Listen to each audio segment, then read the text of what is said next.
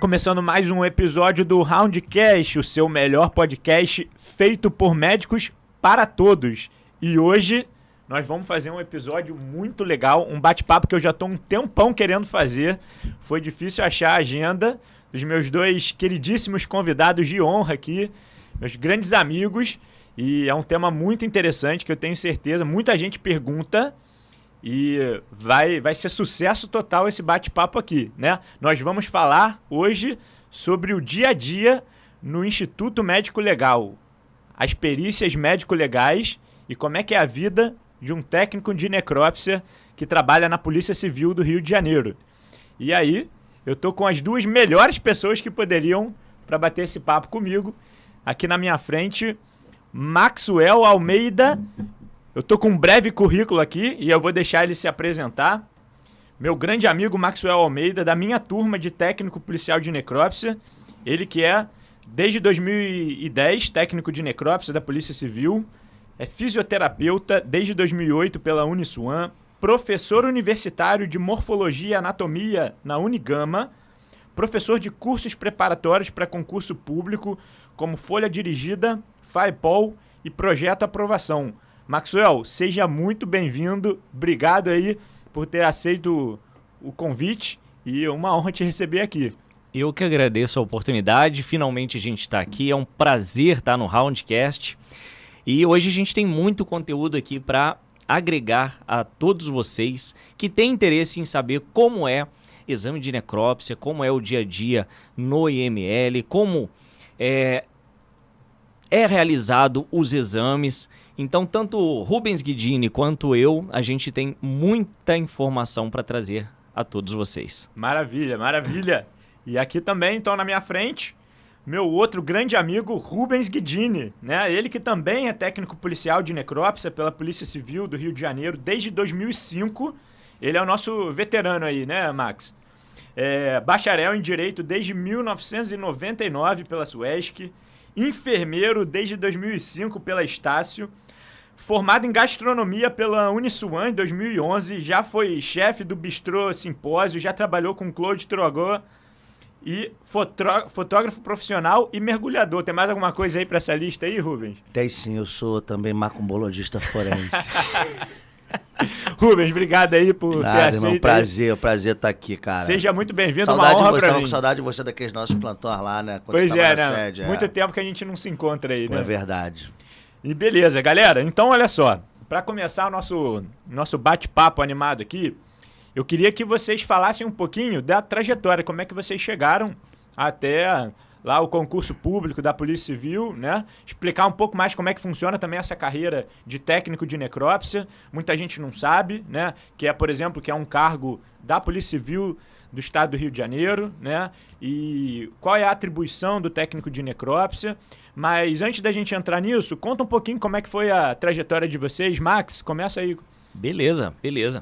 Bom, eu decidi cursar a área da saúde. Fiz a faculdade de fisioterapia e me formei em 2008. Mas eu nunca quis exercer a função de fisioterapeuta. Eu sempre optei pela carreira docente e o estudo do corpo humano, a anatomia, a fisiologia, ela me encantou. Quando, um ano após a minha formatura, surgiu a oportunidade do concurso público para a Polícia Civil, para técnico de necrópsia. E quando eu fui analisar as atribuições do cargo, eu vi que o técnico de necrópsia ele teria um envolvimento com a anatomia muito maior do que eu tive durante a graduação. Eu falei, é a minha grande oportunidade de aprender anatomia de uma forma que seja um diferencial no meu currículo para que eu me torne professor. E aí eu analisei esse concurso público, vi que na época era cobrado apenas português, fisiologia e anatomia. Então, assim, relativamente estava fácil para poder passar nesse concurso. O ruim é que foram 35 mil inscritos para 50 vagas. Então, verdadeiramente, foi um concurso difícil. Muito concorrido, né? Muito concorrido. A nota de corte ela foi muito alta. Ela ficou em torno lá de 88. Teve gente com 88 pontos. que ficou de fora, teve gente com 88 que entrou. E aí, desde então, desde a minha posse em 2010, né, que a gente tomou posse junto, já são 12 anos, né, É verdade. trabalhando lá dentro, eu tenho a confessar a todos vocês que um pequeno plantão que a gente dá no ML, a gente tem um conhecimento anatômico que meses de estudo na faculdade a gente não tem. Então, você lidar com o cadáver dentro de um ML,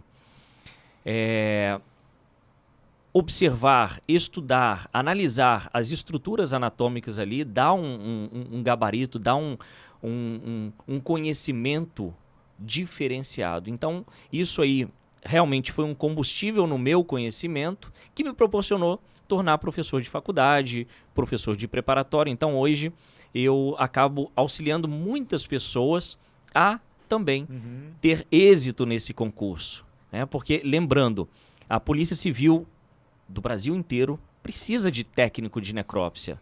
Então, são oportunidades que surgem ao longo de todos os estados do Brasil. Tem gente que fica limitado só ao Rio de Janeiro, por exemplo. Não, você pode ir para qualquer região do Brasil, qualquer estado do Brasil que tenha oportunidade desse concurso. Então, é muito interessante. Para quem gosta de perícia médico-legal, é bem interessante. Só para contextualizar, né? O Max aqui já falou, eu também tive a honra de passar nesse concurso público junto com o Max. A gente fez a prova em 2009, né? E tomou posse em 2010, né? Eu estava no início da faculdade, também surfei essa mesma onda, né? Assim, não que fosse fácil pra gente, mas a gente tinha uma grande vantagem porque já estava estudando anatomia e fisiologia por fora, né? Quer dizer, a gente não começou a estudar o assunto para fazer o concurso, então talvez a gente saia um pouco na frente e teve essa possibilidade, né? Acho que esse é um detalhe importante também. Você começar a estudar só quando sai um edital de uma prova, você vai ficar para trás. Tem muita gente que já está estudando aquilo há muito tempo antes, né? E se preparando por talvez outros motivos. Então isso é uma coisa legal para quem quer fazer concurso público, independente da área, para já começar a estudar com uma rotina, com uma constância, independente de ter o edital ou não, de quando vai ser a prova, né? Você se preparar antes te dá uma vantagem, né? E é importante deixar claro que esse concurso, a exigência dele é nível médio. Nível então, médio. Você que é acadêmico da área da saúde, medicina, muita gente vê isso como um grande atrativo já de ter o seu emprego público e começar a trabalhar. Então, a gente vê muitos acadêmicos de medicina sendo aprovados. Exatamente, que foi o meu caso, né? Que foi o seu caso, o seu e vários outros vários também, outros. né? Tinha uma meia dúzia lá, uns 10 talvez, na nossa turma, né? Que estavam nessa situação. Eu estava no início da faculdade, eu estava em 2009, eu estava no segundo ano da faculdade, né? Porque eu entrei em 2008, então estava fresquinho aquele conteúdo de fisiologia e anatomia, né? E português também tinha acabado de estudar na escola, né? Então, recente. Então, isso me deu uma vantagem. E aí eu fiz o concurso, passei junto com o Max e com a turma toda. E aí a gente foi cumprindo as etapas do concurso, né? Porque a gente tem a prova objetiva, que é a classificatória. Aí tem algumas etapas, né? Exame físico, que é o TAF, né? Isso. Teste de aptidão física. Aí tem o psicotécnico, depois tem exame médico, depois tem investigação social, né? Que a polícia vai lá... A investigação social, na realidade, ela é ao longo de todo... Já vai acontecendo, em paralelo. Você nem sabe, né? Você nem sabe, eles já estão investigando. Inclusive, investigando as redes sociais, hein? Também. Né? O pessoal olha tudo, né? E aí, quando você passa por todas essas etapas, aí vai para a segunda fase do concurso, que é o curso de formação profissional, né? Que na Polícia Civil do Rio é feito na Acadepol, né? Academia de Polícia, porque todo técnico de necrópsia, ele é policial, né? Então, você faz a parte da formação na Acadepol, que é aquela parte geral policial, que é igual para todo mundo, qualquer cargo da Polícia Civil, e a outra parte específica técnica, que no nosso caso foi lá no IML, né? Exatamente. Lá no centro, na Leopoldina, ali, na Francisco Bicalho, né? E aí depois que você termina o curso de formação, quer dizer, você aprende o ofício lá dentro, no curso de formação, aí você toma posse. Aí acaba o concurso e você vira policial, e no nosso caso, técnico policial de necrópsia. E só uma observação, tem gente que acha que para você prestar esse concurso, você já precisa de um curso técnico. E é exatamente o que o Sami acabou de dizer. Não precisa, porque você faz o curso técnico, você aprende a exercer a função de técnico de necrópsia no curso de formação na Cadepol, que gira em torno ali de 4 a 6 meses. Então você aprende todos os ofícios da profissão na própria academia de polícia. Perfeito.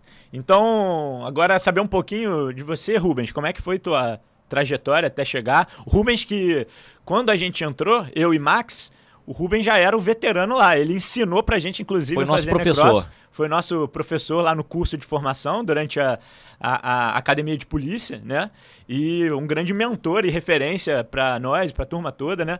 E hoje, pô, um grande amigo aí que... Quantos anos, décadas aí junto, né? Como é que foi, Rubens? Conta aí pra gente. Então, isso aí que vocês passaram, eu também tive esse background aí, que foi o Aloysio, o Paulão, Ademar, né? O saudoso Ademar, pô, me ensinou muito. E assim, a minha trajetória... Eu acredito que nem você, Sami, nem você, né? Talvez, a gente não pegou livro pra estudar, né? Aconteceu de, pô, também tava no 2º ano da faculdade de enfermagem, né? Tava lá, sempre gostei de anatomia, de fisiologia, enfim. E aí minha tia fala, vocês são nativos digitais. Eu não sou, não. Você é de outra época, Eu sou de outra época. Sem entregar a idade aqui, mas é outra geração, né, Rubinho? Eu sou praticamente idoso agora. Mas aí o que acontece? 2002 acho que foi meu concurso. Eu só fui empossado em 2005, a Cadepol, em 2005. O que aconteceu? Em 2002, a inscrição no concurso tinha que ir lá, no ICCE. Era um papelzinho. A minha tia falou pra mim assim, eu chegando lá, tal, da faculdade, ela falou assim, pô, tu quer ser polícia? Eu falei, pô, maneiro, tal. Não, pro necrotério. Eu falei, pô, aí que eu falei, pô, bagulho de sangue, né, de morte. Eu falei, cara, pô, quero muito, pô, vamos lá fazer essa inscrição e tal, mas eu sou, né, eu tenho uns problemas aí na cabeça. Aí eu falei assim, pô, tia, vamos lá assim, tal, nessa parada. Me inscrevi, e aí, pô, eu esqueci. Aí, pô, eu tinha uma namorada na época que morava aqui perto, aqui, em São João de Meriti. Aí ela falou assim pra mim, pô, fui pra casa dela no sábado, eu falei, pô, vamos beber uma cervejinha ali no Siri, tal. Ela, vamos beber devagarzinho, porque amanhã tem prova. Eu falei, o quê? Amanhã tem prova? Tem prova amanhã de técnico de necrópsia, Bom Sucesso. Fiz na Uniswan, né? Fez também? Fiz lá. Tu também? Também. Aí eu falei, pô, cara, tá bom. Aí eu falei, vou engambelar ela, vou encher o focinho e não vou dormir. Não vou fazer a prova. 6 horas da manhã, pô, grande companheiro, ó, se você lembra de quem eu tô falando, obrigado, hein. Ela me acordou e falou assim, ó, vai lá na parada, porque tua tia pagou parada, minha tia também falecida. Eu fui lá, eu tava mal, acordei mal. Acordou na ressaca, foi fazer a prova na ressaca. Eu tava um pouco pior que isso. Aí cheguei lá, parei meu carro em cima da Praça das Nações lá, golzinho velho que eu tinha, e fui fazer a prova. Fiz a prova, aí, ô Sami, acho que foi em 30 minutos, cara. Aí entreguei a mulher, não, tu não pode sair agora não. Tem que esperar 1 hora. Esperar 1 hora, eu falei, pô. Aí eu falei, então eu vou dormir. Ela, então tu não pode dormir não. Eu falei, pô, mas não posso dormir, não posso ir embora. Eu falei, pô, tá cerceando minha liberdade de vir e tal. E aí eu passei, cara. Não sei como. Aí fui chamado pra fazer o TAF. É o destino. Antes do TAF eu fumei 2 cigarros. Pra abrir o pulmão. Eu tinha que passar nesse concurso, meu irmão. Era destino mesmo. Era destino. E hoje... Tava escrito lá na pedra que você ia ser um dos maiores técnicos de necrópsia do Brasil, né? Do mundo Do todo. mundo, talvez, pela James quantidade Webb. de necrópsia que a gente faz aqui no Rio, meu irmão, né? fala não, aqueles verõezões lá sem É ar-condicionado diferenciado. antigamente. Dificilmente você vai encontrar algum instituto médico legal aí no mundo que tem a demanda daqui do Rio de Janeiro. Só que a gente viveu a guerra civil aqui, né? É verdade. Constante, né?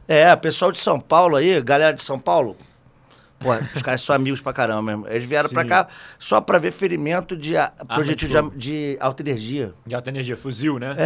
Granada, que é coisa de louco, rapaz. As pessoas vão assaltar a padaria de fuzil, de Kalashnikov, bagulho muito doido. E aí chega tudo lá. Vai tudo lá e a gente... Eu já vou até te perguntar como é que funciona, na verdade, o objetivo disso tudo. Mas antes disso, eu queria saber, que todo mundo deve estar aí, ouviu o teu currículo, né? Aí, cara, tu fez direito, depois fez enfermagem, depois foi estudar gastronomia, foi chefe de cozinha, mergulhador, fotógrafo. Como é que é esse negócio aí, Rubens? Além da tua atribuição aí como técnico de necrópsia. Você é um grande defensor da multidisciplinaridade também, né? É verdade. A gente é capaz de fazer qualquer coisa. Uhum. Porque nos apraz é bacana, deixa a gente bem. Então, pô, mergulho é um hobby. Eu não vou fazer mergulho técnico, vou mergulhar em caverna. Apesar de já ter mergulhado e foi uma experiência que eu não recomendo, né? Porque é bem claustrofóbico. Acabei fazendo isso lá no México, mas foi bacana, uma experiência que eu tenho para contar. Agora, é uma sensação de outro mundo mergulhar. Fotografia é uma coisa que eu gosto muito, porque você... né, eu fotografo desde a época da câmera analógica, do filme. E hoje em dia serve para fazer fotos, inclusive no Instituto Médico Legal, né, de peças anatômicas, enfim. Agora, direito, eu nunca exerci, né? Primeiro que eu tenho impedimento legal de tirar a minha OAB, posso fazer a prova e tirar a OAB depois que me aposentar, por conta da profissão. Sim. Mas acaba que você aprende direito penal e processo penal que está extremamente ligado à nossa profissão. E a gastronomia, olha só, por incrível que pareça, tem muito a ver. Tudo tem parte de uma coisa. Como dizer lá, não, Paulo Coelho, mago. Cara, hoje em dia eu trabalho na antropologia. A gente utiliza uma técnica porque a antropologia é a última tentativa de identificação, né, do cadáver. Primeiro ele vai passar pela papiloscopia, necropapiloscopia. Depois tem a odonto, forense.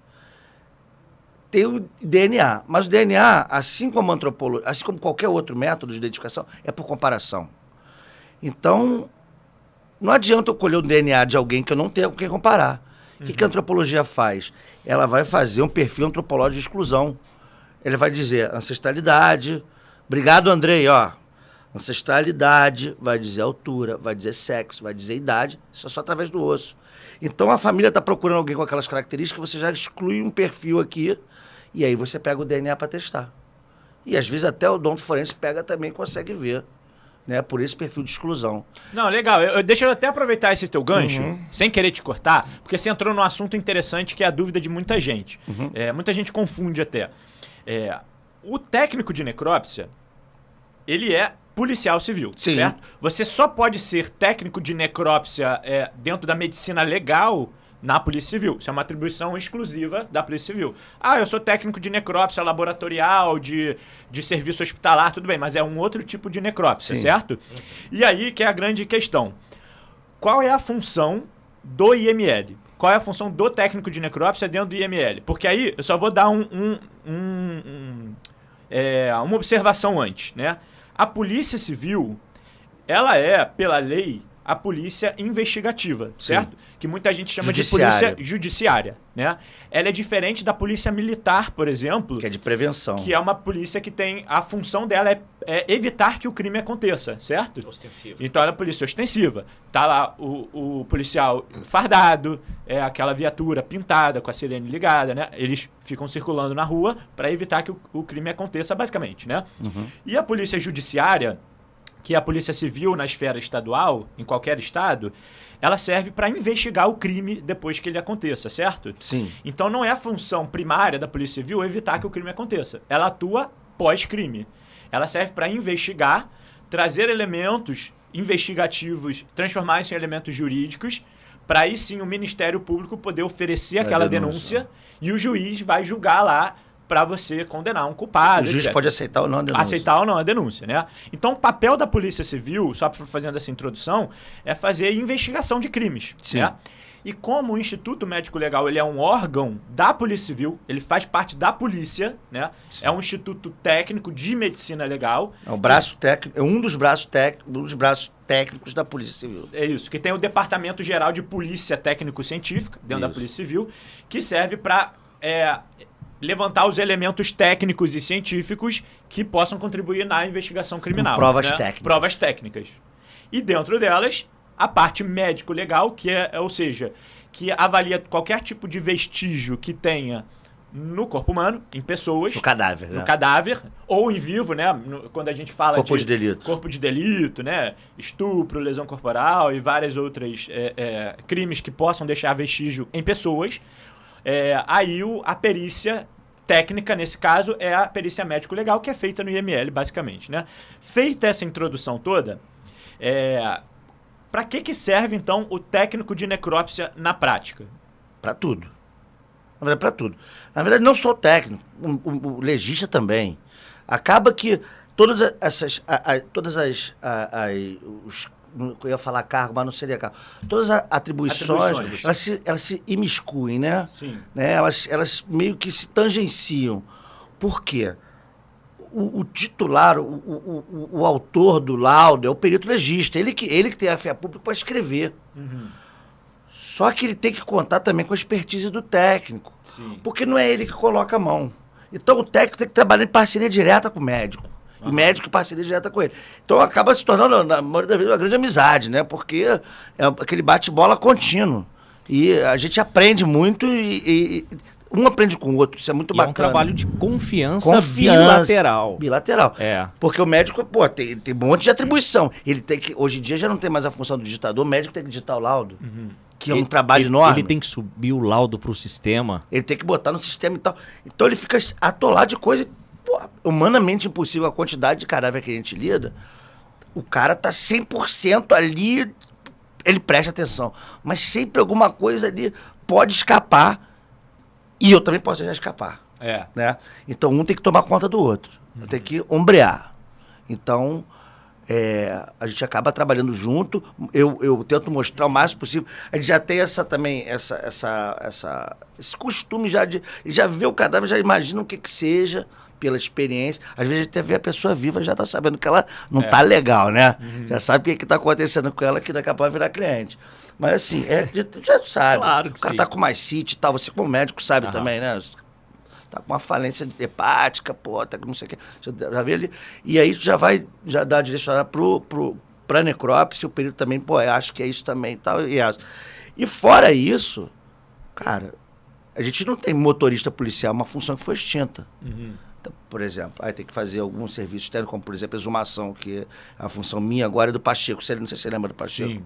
Pachecão, a gente que leva a viatura, leva a perito, né, que é a Gabriela que é titular das exumações agora, que a exumação está com a antropologia agora. Exumação, também. só para quem não sabe o que é, o quê? Exumação é você tirar o cadáver, ir no mar, enterrar e exumar, ao contrário, tirar ele da terra por determinação da autoridade policial, que é o delegado, ou a autoridade judiciária, que é o juiz. Aí tem a maioria, algumas são para verificar a paternidade, né, DNA, e outras são para a gente procurar vestígios de crime mesmo. Né? Então a gente acaba tendo que portar arma de grosso calibre, sair com viatura caracterizada, né? Às vezes a gente tem que fazer uma segurança no perímetro, né? Às vezes a gente vai em lugar muito perigoso. Né? Tem cemitério no Rio de Janeiro, mas cemitério clandestino, tu vai fazer exumação clandestina. Complicado. Né? Complicadíssimo. E é o que mais tem no Rio de Janeiro, né? Mas a gente vê. Isso aí. E essa pergunta também eu ia te fazer.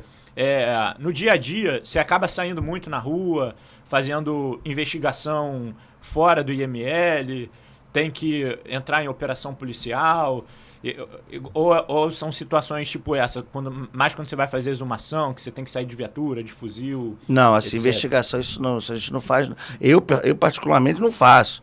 E eu acho que não seja atribuição do Instituto Médico Legal.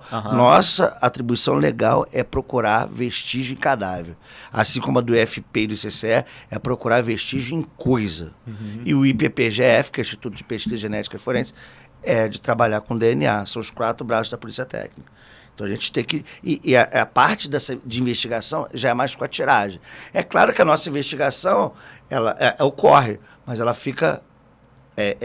afeita isso aí, né, ao cadáver.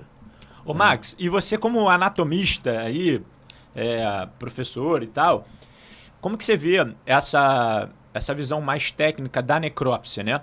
Porque isso também muita gente confunde, né? Como a gente falou aqui, se o IML ele é um instituto, um órgão da Polícia Civil que serve para investigar crimes, não é função do IML determinar de que doença a pessoa morreu, né? E muitos médicos, inclusive, acham erradamente que quando você tem um paciente que evolui a óbito, por causas naturais, mas que você não sabe que tipo de doença que ocasionou a morte daquele paciente, ele manda para o IML investigar, né? Ah, morreu de infarto, não, morreu de edema agudo, morreu de... Como é que funciona isso na prática? E como que vocês fazem para descobrir de fato a causa-morte, se isso é relevante ou não? Perfeito. Você tocou num ponto muito importante, porque muita gente tem a dúvida. Em qual situação que o cadáver ele é direcionado para o IML? Todo mundo tem que ser submetido a um exame médico legal? A resposta é não. Né? A gente recebe cadáveres de morte violenta. O que seria isso? Suicídio, homicídio, acidente ou uma causa suspeita. Isso é na teoria, né, Rubinho? E via pública também. Uma morte súbita, uma morte em via pública. Que aí seria considerada suspeita, né? Isso está elencado no CPP, no Código de Processo Penal. Morte suspeita, morte violenta, morte em via pública obrigatoriamente. Sim. E aí tem essa lacuna aí da morte sem declaração de óbito. O cara morreu em casa e não tem ninguém para declarar o óbito. Não foi assistida, né? É aí que enche o IML de exames, muitas das vezes, desnecessários. Na administração anterior, né? Essa do doutor Leonardo, que foi a administração da doutora Gabriela, e começou com o doutor Ricardo, grande amigo. Doutor Ricardo, saudade, hein? Aparece. Ricardo Barcelos. Ricardo Barcelos. Que eu já chamei ele algumas vezes para vir aqui, tá só me enrolando. Meu amigo de turma de faculdade, inclusive. E de banda, né? O convite tá feito. O convite tá feito. Vamos cobrar dele aqui. Começou com ele, que ele foi o diretor da intervenção, né? E de lá para cá, a gente vem tentando barrar isso. Conseguiu-se transferir essa atribuição para as clínicas de saúde da família e para o SAMU, né? Para ir declarar o óbito. É claro que também o médico vai chegar lá e vai avaliar a situação. Pô, tem um cara de 36 anos, né? Morte súbita em casa. Suspeita. Já vira suspeita, né? Porque aí que tá, né? O conceito de morte suspeita não é se a suspeita se foi um infarto, se foi uma pneumonia. Não. A suspeita é se houve crime ou não. Se foi uma morte violenta ou não. Ou uma morte natural. Morte natural, independente da causa da doença, ela não é atribuição do IML fazer necrópsia. Você vai fazer o exame de necrópsia. Primeiro, você tem que excluir ou não a forma violenta. Perfeito. É isso. Então, tem uma doença. A causa está explícita ali que foi uma doença. Sei lá, um infarto, uma doença pulmonar, uma doença vascular, seja lá qual for. Tanto faz. Tanto faz. Então, o importante para o IML é ver: houve morte violenta? Como foi? O que efetivamente foi a causa mortes? Então é isso que a gente busca lá dentro. Perfeito. E para isso a gente precisa ter uma análise muito profunda sobre isso. O exame interno e externo ele é fundamental. Por isso que o Rubens estava dizendo agora há pouco da importância tanto do perito quanto do técnico, do auxiliar, de todos os profissionais que estão ali ao redor do exame de necrópsia, ficar atento. Por quê? Porque o corpo fala. O corpo fala e o corpo não mente.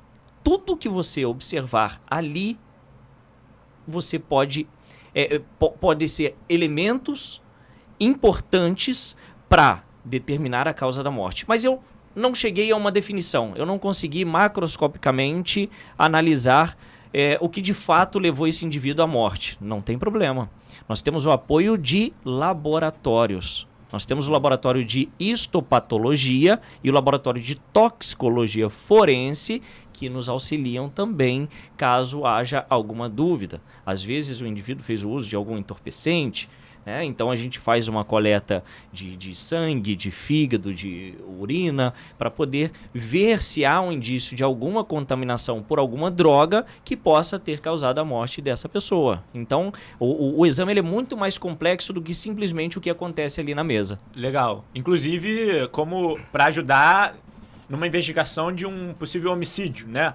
Que talvez foi forjado ali, né? Então, por exemplo, envenenamento, né? Que já aconteceu muitas vezes. Você tenta criar uma cena para parecer que é um suicídio, cenário, né? Sim. Ou um acidente e que, na verdade, teve alguma coisa ali por trás aí a toxicologia forense acaba ajudando, né? São laboratórios que ficam dentro do IML, né? Da polícia. Dentro do IML sede, que é aquele prédio todo espelhado na área da Leopoldina, aqui do Rio de Janeiro.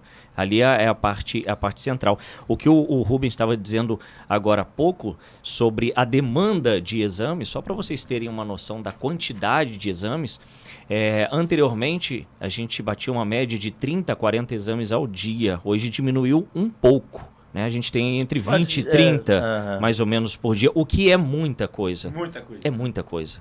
Tá? O que diminuiu, talvez, seja por isso que o Rubens acabou falando, né? Do Dr. Ricardo, como diretor que começou. Com certeza. Esse trabalho de tentar diminuir essas necrópsias que não tivessem interesse médico legal. Ou seja, que não tem suspeita de ser uma morte violenta, né? Então, isso, na verdade, em muitos municípios tem um outro serviço chamado Serviço de Verificação de Óbito. Que é feito atribuição municipal. Municipal, né? Ou seja, não tem nada a ver com a polícia. Nada a ver. Não tem nada a ver com crime, que serve justamente para dar o diagnóstico da doença que pode ter levado à morte daquela pessoa, né? Um infarto, uma hemorragia intracraniana, uma doença vascular, alguma coisa do tipo, né? E isso é feito pelas prefeituras, no caso, ou em hospital, um serviço.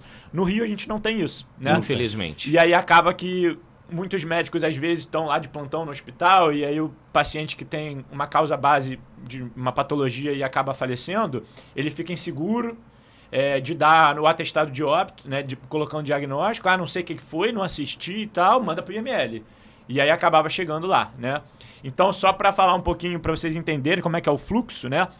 Aí vocês podem comentar também. Se há uma morte suspeita, ou violenta, ou traumática, né? Por exemplo, um acidente. Se você foi atropelado na rua, isso é uma morte traumática, uma morte violenta, né? Pode não ter sido crime, pode ter sido um acidente, né? Então, quer dizer, não tem um crime ali, mas é uma morte violenta, então ela tem que ir pro IML. O médico, ele é proibido, o médico assistente, ele é proibido de dar o atestado de óbito em caso de morte violenta, né? O único médico que pode assinar essa declaração de óbito é o perito legista, que está lá dentro do IML, porque ele tem que descartar, na verdade, ele tem que coletar todas as evidências para o delegado depois, como titular ali, né, do inquérito, né, ele avaliar, houve homicídio aqui? Não, foi um acidente? Aí ele ou oferece a denúncia ou não para o Ministério Público. Mas o que a gente via era isso, né, 40 necrópsias por dia, talvez metade não tinham nenhum interesse médico legal. Então, acabava superlotando. Expolia o técnico, né? Expolia o técnico. Expolia o perito. E você tinha que fazer uma necrópsia com muito mais rapidez, talvez. Caixa, né? Você não conseguia dar tanta atenção, né? Tanta atenção ali para uma investigação criminal, para um caso que realmente você pode levantar indícios importantes para promover isso para a justiça, né? Então, isso é um trabalho muito interessante que acho que tem ajudado bastante no dia a dia ali no ML, né? Essa diminuição de... E você não pode perder qualidade no seu exame, no exame que está sendo feito. Porque imagina só, se você está trabalhando ali em dupla, por exemplo, e você tem que fazer 20 exames ao dia, você chega ao final do dia cansado. Exausto, né? Exausto. É um desgaste físico até, né? Mentalmente e fisicamente. E isso serve para todos que estão ali, inclusive o perito legista. E emocionalmente também, às vezes. Também, porque a gente vê acaba de tudo, né? Com a pior faceta do ser humano, né? O nível de maldade que chega. E isso é uma pergunta que sempre me faziam, sabia? Tipo assim, Sami, você tem medo de cadáver? Você tem medo de ver pessoa morta e tal? Eu falei, não tenho medo nenhum. O que mais te chama atenção ali fazendo necrópsia e tal? Você não fica com medo à noite? Eu falei assim, o que mais me chama atenção... o que mais me dá desgosto é ver o quanto um ser humano pode ser ruim, né? Cruel, né? E o que vocês pensam disso também? Fazer um adendo, né? Que inclusive as pessoas falam ambiente pesado. O ambiente de necrotério é um ambiente totalmente descontraído. Porque existe uma figura na psicologia que é a sublimação. Se você não ficar descontraído ali, meu amigo, você não vai trabalhar. Você não vai trabalhar. Mas só que acontece o seguinte, você tem medo de cadáver? Não tem. Mas aí tem aquele aforismo, né, do nosso grande filósofo Nietzsche, que fala o seguinte, quando você olha para o abismo olha de volta logo e profundamente para você. Então, eu tenho medo de mim mesmo. Porque a gente trabalha com cadáver em quantidades industriais. A gente desmonta os nossos semelhantes ali numa rapidez e remonta aquilo com uma facilidade, com uma destreza, que a gente fica falando assim, cara, o que eu tô fazendo, meu irmão? Né? Aí tu começa a questionar uma porção de coisa em você, né? Pô, será que eu sou normal? Aí eu já cheguei à conclusão que eu não sou, né? Eu acho que Quem é normal? É. Essa é a pergunta. Então, é complicado. Tu tem que ter um background, um suporte aí, né? Apoio psicológico, procurar por fora, entendeu? Tem que se cuidar, porque... Isso é verdade. E a gente fala aqui, né, descontraído, brincando e tal, mas isso que o Rubens falou é de fato, né, existe muito respeito pela atribuição que se faz lá dentro, né? A liturgia, né, do cargo. O cadáver, ele é uma pessoa ali, né? O corpo humano ali no final da sua vida, que é o elemento da nossa análise ali, né? Do nosso trabalho, existe muito respeito ali, né? Você não pode desonrar uma pessoa mesmo após a vida dela, né? E é nosso dever proteger a honra também daquelas pessoas. Independente do que essa pessoa foi em vida. Todos os exames de necrópsia são feitos da mesma maneira. Mas, na verdade, eu acho que... sabe, eu vou discordar só um pouquinho, mas discordar às vezes é bom, né? Claro. Porque ele não é mais pessoa. Ele está despersonalizado. Que pessoa vem de persona, que é máscara, né? Ele já não está, despersonalizado. Por isso que eu vou concordar com o Marcos, que todos são iguais. Todos. Até que ali são todos iguais. Até o que cometeu o crime e o que foi vítima dele. Eles passaram, segundo o Nelson Hungria, a serem coisas. Nada mais do que coisas. E o crime que você comete, se você desrespeitar, na verdade passa a ser um crime contra os costumes. Né? Porque não tem mais... O direito que ampara ali é o direito dos costumes, não mais o direito da pessoa. Porque o cadáver, quando ele entra, ele passa a ser do Estado, né? Ele fica cautelado. Então tem essas filigranas jurídicas aí, talvez serve para alguma coisa o direito, né? Verdade. E aí, Rubens, você como bacharel em Direito, também isso é interessante, né? Por exemplo, uma pessoa sofreu uma morte violenta e foi para o hospital, ficou internada um tempão, né? Na verdade, ela sofreu um acidente, ficou 2 anos. Internada, e aí ela acabou morrendo em decorrência daquele acidente traumático. Então, a partir do momento que aquele paciente falece, né? O corpo passa a ser propriedade do Estado, né? Durante um tempo, ele fica cautelado. Ou seja, a família fala assim, não quero que vá pro não IML, pode. Já sabe o que morreu, não mas não tem escolha, né? Não, tem esse trâmite legal aí. E aí, a família, no caso, só recebe o corpo de volta, vamos dizer assim, para os funeral e tal, depois que termina toda aquele investigação, identificação, tudinho. Depois que o IML fala assim, já colhemos todos os indícios aqui de interesse médico legal, do interesse para a justiça, agora a gente pode liberar o corpo. Aí a gente devolve a família o perito legista assina a declaração de óbito, isso e a família pode levar no cartório. Aí já já deixa de ser do Estado. Deixa de ser do Estado, né? Mas então, quer dizer, não tem escolha, né? Não. Se for uma morte violenta, o corpo pertence ao Estado, vamos dizer assim. Ou seja, é o direito administrativo falando, né? Tá certo.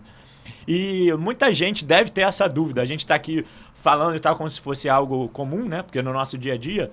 Mas talvez o cara nem sabe o que é a necrópsia, conceitualmente.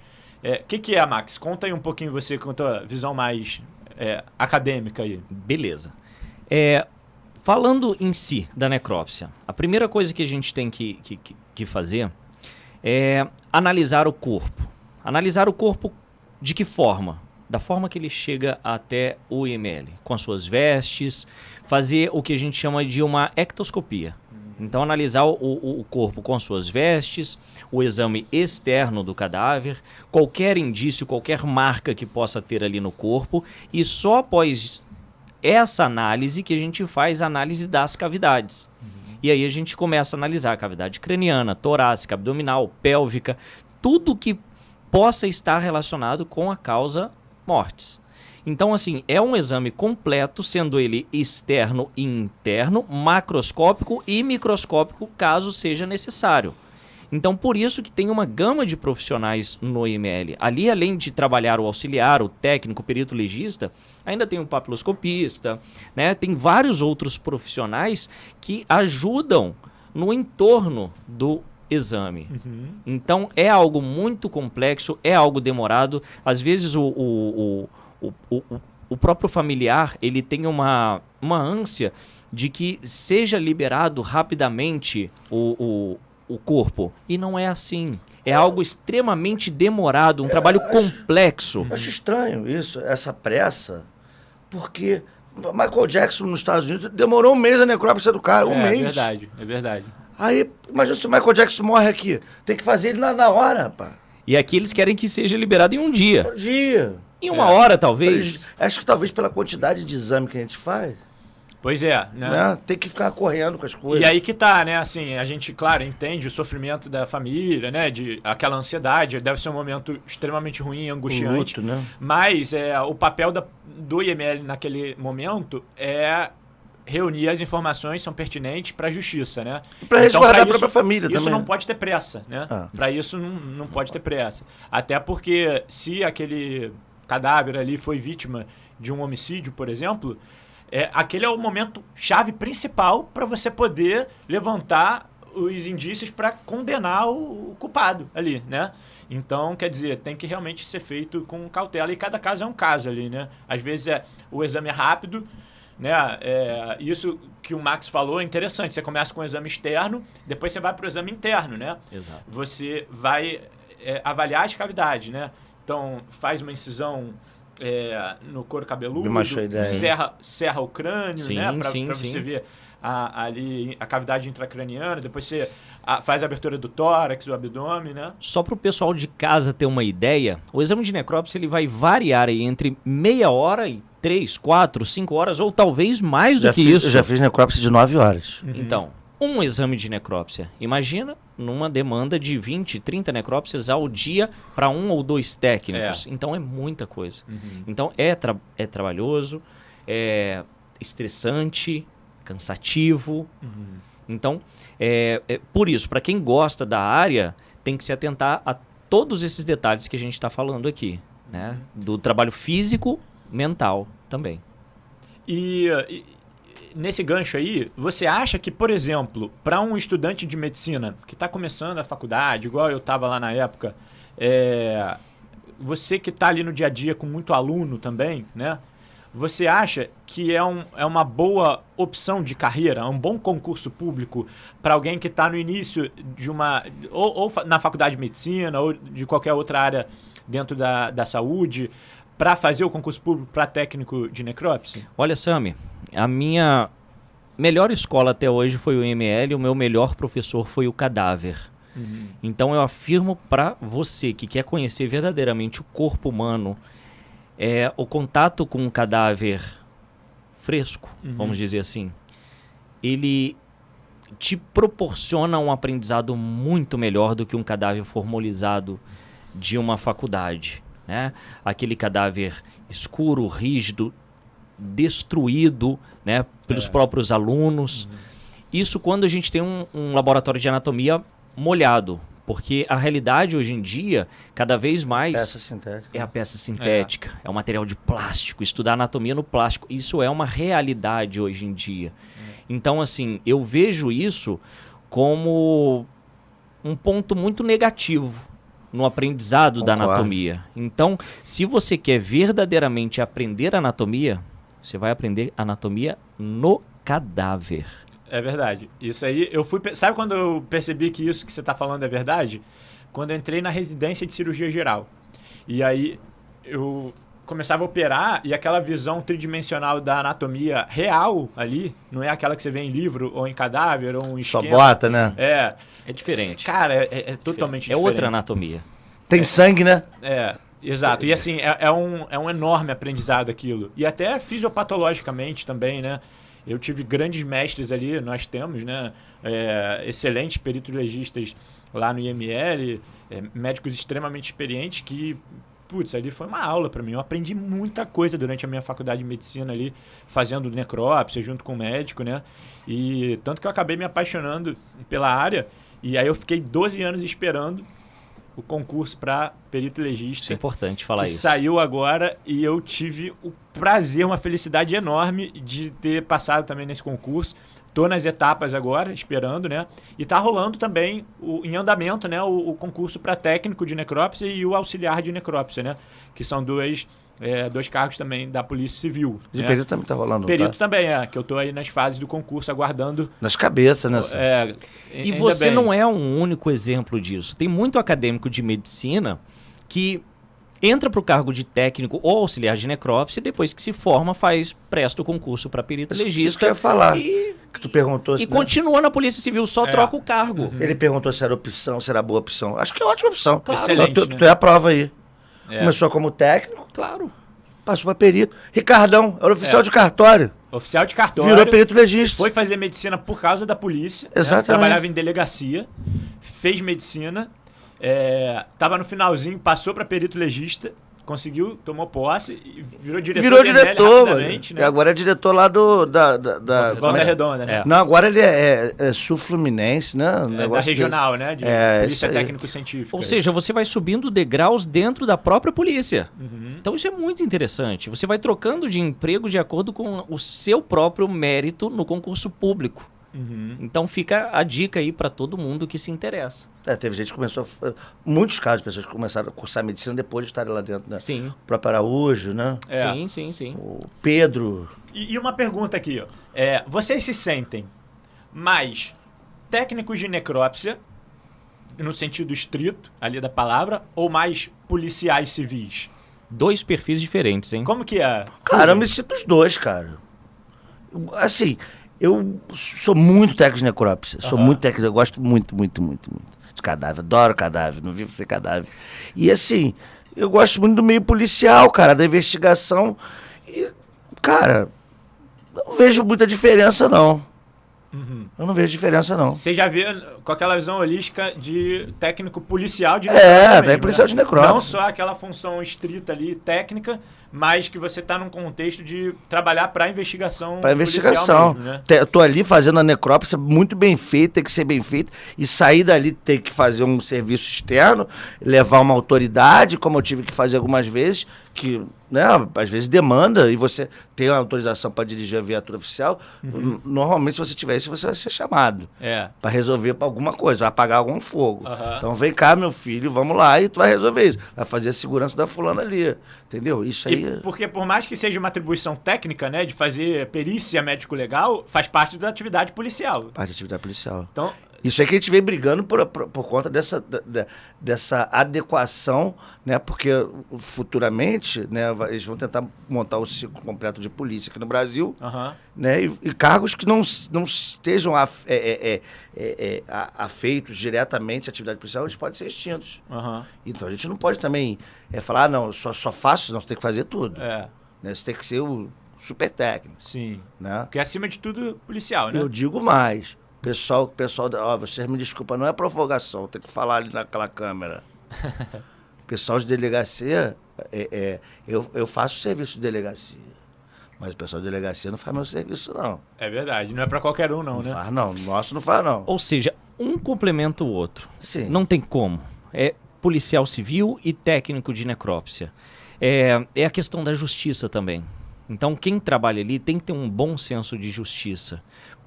Por isso, é esse perfil que o Rubens está falando. Não é qualquer um que consegue executar o trabalho de técnico de necrópsia. O técnico de necrópsia ele consegue fazer uma função administrativa sem problema algum. Tranquilo. Agora, alguém administrativo descer no necrotério, fazer um exame, lidar diretamente com o cadáver, é diferente. É diferente, né? É muito diferente. E você anda armado, Max? Sempre? Então, é exatamente o que eu acabei de dizer, né? Somos perfis diferentes.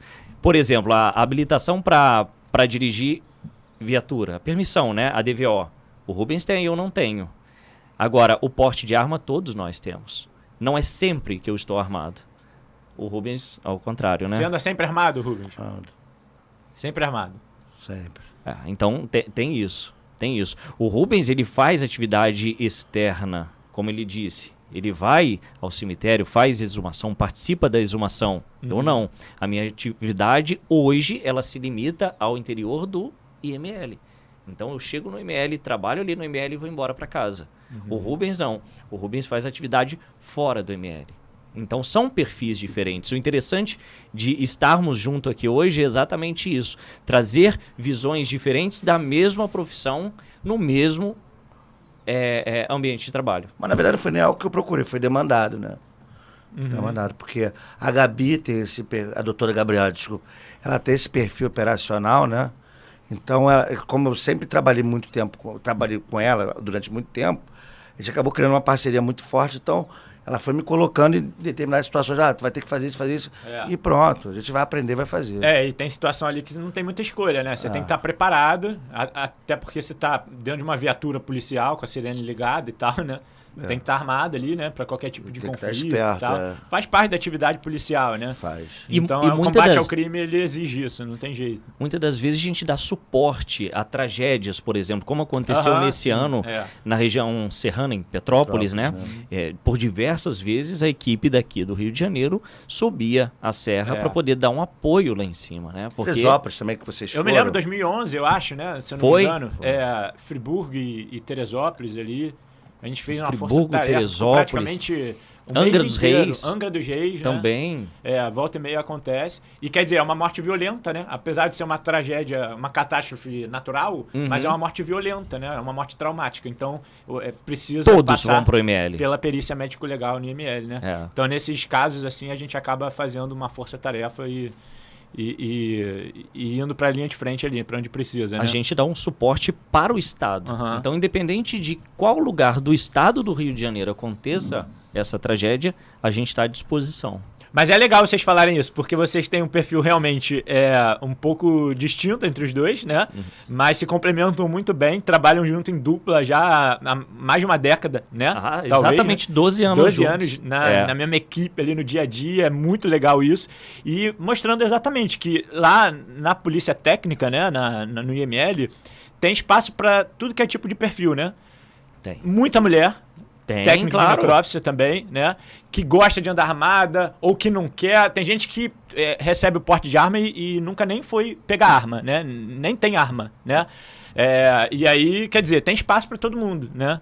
Ali dentro. Então isso é interessante também de comentar, né? Isso é legal. Pelo menos sempre tem um exemplo de uma mulher no necrotério, sempre. Agora é a Dani, né? Daniela Riente está com a gente. Antes era Evani.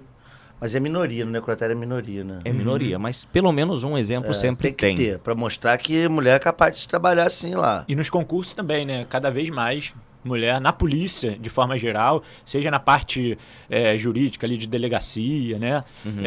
Quanto na parte técnica, perícia criminal, né? Que são os outros tipos de perícia, né? Às vezes química, de engenharia, outra parte técnica que não a parte médica, também muitas mulheres nos concursos, isso é muito legal também, né, de ver. Se eu não me engano, no nosso concurso em 2009, mais de 50% foram mulheres. É verdade, é verdade. A maioria dos aprovados foram mulheres.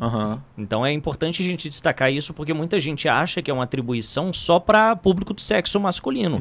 E não é assim. Não é assim. E o interessante é que, geralmente, a direção aproveita o servidor público, o policial, naquilo que ele mais pode acrescentar. Legal. Por exemplo, o técnico de necrópsia que tem alguma formação laboratorial. O biomédico, ele é formado em biomedicina, biólogo. Geralmente ele pode ser aproveitado no laboratório de toxicologia, no laboratório de histopatologia. Essa é a nossa grande briga para levar também para curso superior, né? Exatamente.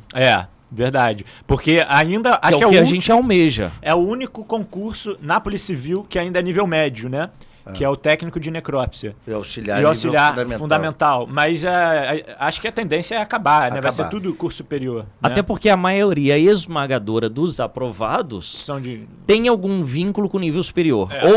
Ou já são formados ou estão fazendo faculdade na área da saúde. A maioria é esmagadora. Claro que não é 100%, nunca é 100%. Mas é exatamente essa uma das nossas lutas, né? Perfeito. Bom, galera, o tempo voando aqui, o bate-papo, se deixar a gente fica mais 1 hora, 2 horas aqui. Tu vai encerrar agora? Vamos passar para as nossas mensagens finais. Tá, só queria... vou mandar uma mensagem aqui, que eu vi ontem, rapaz. E eu fiquei, vocês todos vão concordar comigo. Ontem eu estava conversando com a minha tia e ela me deu uma chamada, minha tia é enfermeira, né? Uhum. Mas é professora, já está aposentada também, a professora Dona Rida, da FRJ, né? Enfim, professora doutora. E ela falou para mim, né? Me deu um puxão de orelha e falou assim, você não tem metade da minha idade... Não, metade da idade eu tenho. Mas você não tem metade da minha experiência, da minha vivência. Aí eu falei assim, ô tia, você tem noção do que é trabalhar 17 anos no Instituto Médico Legal do Rio de Janeiro? O que equivale um dia naquilo ali, rapaz? É verdade. A gente não tem paciência para small talk, conversinha, não tem paciência para ficar falando de tempo, meu irmão. Uhum. A gente vê ali, como o Sêneca falou, a brevidade da vida, meu. É. Rapaz, isso a minha consideração final é essa, sabe? Aquilo ali mudou minha vida. Uhum. Mudou meu modo de ver a vida. É verdade. É impressionante isso. O corpo humano, ele é extremamente frágil. Isso que o Rubens está dizendo é muito importante, porque depois que eu entrei, eu passei a dar muito mais valor à vida. Mostrar que o período que a gente está vivo e que a gente pode vir a falecer é algo muito curto. O Cortella diz que nós somos cadáveres adiados. Bom. Né? Nós estamos tentando sempre adiar a nossa morte. É. Quando a gente vai morrer? Como? Será por sofrimento, por dor? Ou a gente vai simplesmente morrer dormindo? A gente não sabe. Então, esse valor que o IML mostra a cada plantão faz a gente dar mais sentido à nossa existência.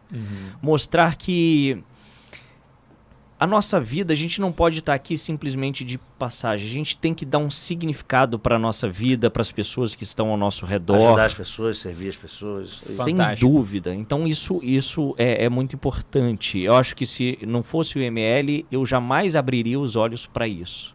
É verdade, né? É uma oportunidade de você ver. E eu acho que o mais interessante é você ganhar humildade ali.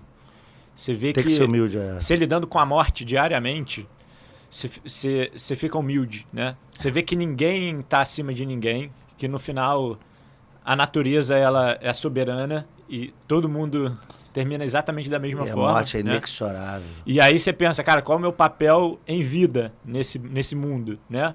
Por que eu vou me portar ou me sentir especial, melhor do que alguém, né? Então acho que você acaba aprendendo muita humildade, né? Eu pelo menos tive essa percepção aí ao longo desses anos. Sem dúvida, né? sem dúvida. Ninguém é melhor do que ninguém. Fantástico, galera. Com essa reflexão filosófica final, a gente vai ficando por aqui. Vamos ter que marcar outros encontros, porque tem muita coisa ainda para conversar, né? Muita história para contar. Eu tenho certeza que tem muita gente aí curiosa, querendo saber do dia a dia, que se identifica, né?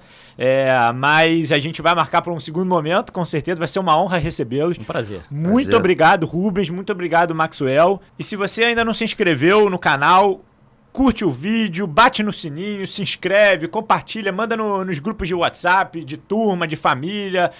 Sai apertando tudo que tem aqui. Não custa nada, é 0800, né? Isso ajuda o algoritmo aí dos canais entenderem que o nosso conteúdo é relevante e acaba entregando para mais gente e ajuda a gente nesse projeto aí, nessa missão que a gente tem de levar conteúdo interessante aí para você. Não é isso? Isso. Então, Max, Rubens, obrigado mais uma vez aí pela presença. Um enorme prazer, uma honra. E, Max, como é que a gente te acha lá nas redes sociais? O pessoal te encontra como? Se por acaso quiserem tirar mais alguma dúvida, fazer alguma pergunta, até sugerir algum tema para um próximo podcast, fique à vontade, Instagram, @MaxwellTostes, tá? Vocês vão me encontrar lá. Ou eu tenho também um canal educacional que eu falo de anatomia, de necrópsia, discuto sempre algumas questões no YouTube, que é o Anatomia e Necrópsia com Maxwell Almeida. Legal. Vamos deixar aqui na descrição do vídeo todos os links, né? Para achar. Beleza. Fantástico. Rubens, como é que te acha lá? É molinho. É @Guidini Rubens, GHIDINI Rubens. E lá você vai encontrar conteúdo sobre fotografia, sobre cadáver, sobre filosofia, né? Filosofia. O nosso filósofo aqui. eu sou, como é que Tantas citações no episódio. O Everton falou que eu era o Charles Bukowski do MR. É verdade. E acima de tudo, um grande professor. Foi meu grande mentor, um grande referência pra mim. Obrigado. Nossa. E apesar de toda a brincadeira aqui que você vê, é um cara fantástico, que tem uma bagagem enorme, um coração enorme e muita experiência aí pra passar, né? Então, pô, é uma honra aí tá contigo. Obrigado irmão. mesmo, viu? E beleza, e se você não tá seguindo o nosso canal lá no Instagram também, @round.cash, e o meu também, Sami Shitayati, fácil de achar. Você escreve Sami, S-A-M-Y, já aparece lá, não tem muito, né? Essa aqui é a vantagem. E é isso aí, galera. Muito obrigado também por ter assistido. Até o nosso próximo episódio. E mais uma vez, agradeço demais a presença de vocês. Grande abraço aí. Valeu, galera. Valeu. Falou.